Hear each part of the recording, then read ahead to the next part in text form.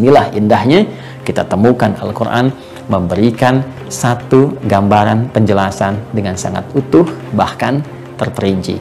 Waktu sholat di dalam Al-Quran. Pertama, Allah Subhanahu wa Ta'ala menerangkan kepada kita, bukan hanya memerintahkan sebagai pembuktian iman, tapi menjelaskan kepada kita tentang waktu sholat secara jelas dan ketetapannya.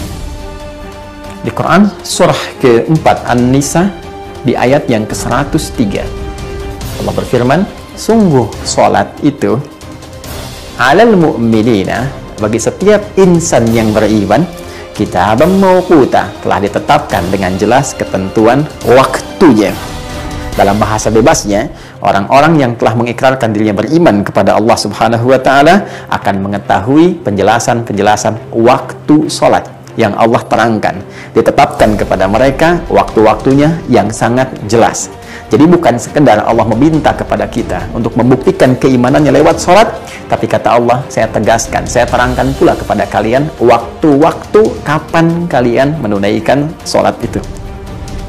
Satu, kita bertanya, bagaimana kemudian penetapannya ya Allah? Maka dijawab selanjutnya, ditetapkan dalam setiap pergantian antara waktu, PAW, dalam setiap hari.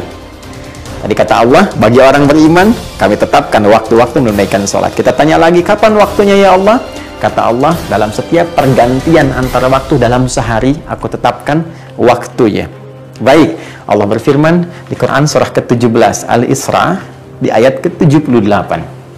Ketika engkau bertanya, kapan waktu menunaikannya? Kata Allah, aqimis sholatah, tunaikanlah sholat yang dimaksudkan itu.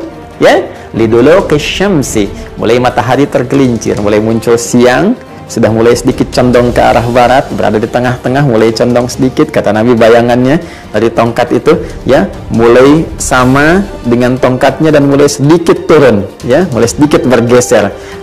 Maka muncul dulu ke syamsi itu, bahasa dekatnya kita kenal dengan istilah zuhur saat ini, ya, ila ghasaqil lail, terus membentang sampai dengan malam, wa Qur'an al-fajr, sampai nanti tiba waktu fajar, ya.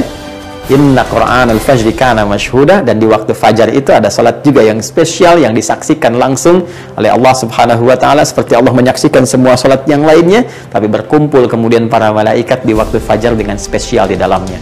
Dari zuhur membentang sampai dengan ke waktu fajar. Kita akan lihat detailnya bagaimana itu, kapan diaturnya.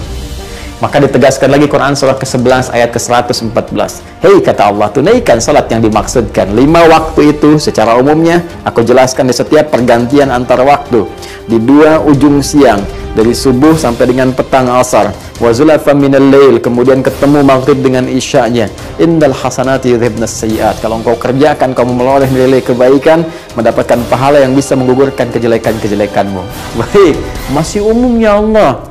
Ya, detailnya seperti apa? Maka turun lagi kemudian dijelaskan spesifik waktu pergantian antar waktu itu dalam sehari.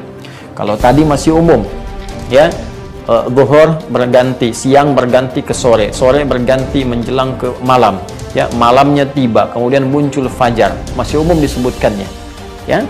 Kemudian dijelaskan lagi secara spesifik waktunya.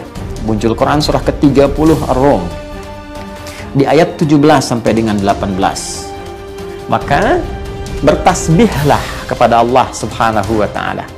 Ya, tasbih ini teman-teman sekalian, bertasbih, menyucikan, memuji Allah Subhanahu wa Ta'ala, akarnya dari kata subhah, dan subhah itu nama lain dari kata sholat.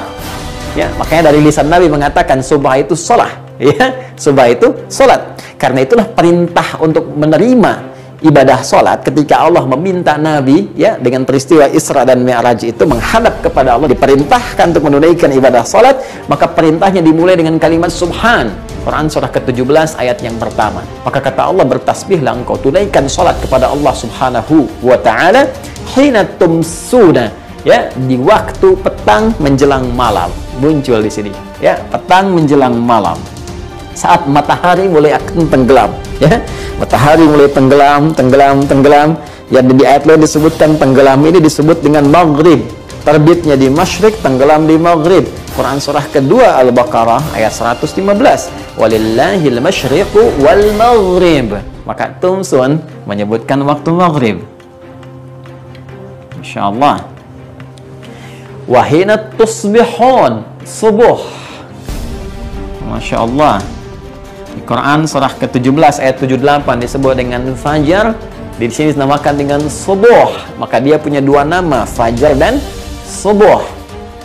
Nah, di ayat 18-nya, kalau Anda teruskan, kita akan temukan kalimat wa asyiya wa hina tudhiran. Hei, asyiya itu waktu petang, belum dekat ke arah maghrib. Antara siang, teman-teman sekalian, menjelang kemudian pertengahannya, ya, antara siang kemudian pertengahannya, lalu kemudian masuk maghrib. Antara siang dengan maghrib ketemu masa, ketemu sore, itu asyiya namanya. Baik, itu asyiya, asar. Hei, baik ya, ditemukan di sini waktu asar. Ya, asar menunjuk kepada momentum yang harus dimanfaatkan dengan baik karena hikmah tertentu. Di Quran surah 103, wal asr, demi momentum waktu yang aku berikan untuk beraktivitas, ya. Karena pentingnya sholat itu nanti disebut dengan momentumnya asar. Waktunya, kalau Anda tanya waktunya, disebut asyiyah. Momentumnya yang penting, yang menjadikan kita harus memanfaatkan supaya menjadikan kegiatan sebagai ibadah, mendekat kepada Allah. Kalau tidak, rugi kita karena hilang sebagian waktu yang Allah berikan kepada kita untuk menjadikannya sebagai ibadah.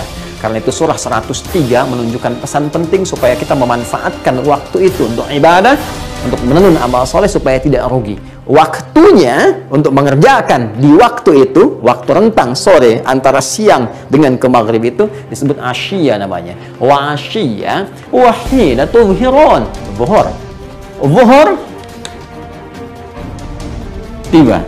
Maghrib, subuh, asar, zuhur. Satu lagi apa? Quran surah ke-24 ayat ke-58. Ya. Kalau Anda terus baca ayatnya sampai ke ujungnya, Anda temukan kalimat, dan setelah engkau menunaikan sholat isya itu, minta izin, ya, kepada ayah ibu, minta izin kepada ahli rumah. Kalau ingin masuk ke kamar, ketok pintu dulu di 3 waktu yang paling utama, kan? Waktu kemudian sebelum subuh, teman-teman sekalian. Waktu kemudian dalam suasana siang setelah beraktivitas, mungkin sedang ganti pakaian, dan juga waktu setelah menunaikan sholat isya. Min ba'di sholatil isya, isya disebutkan. Hai.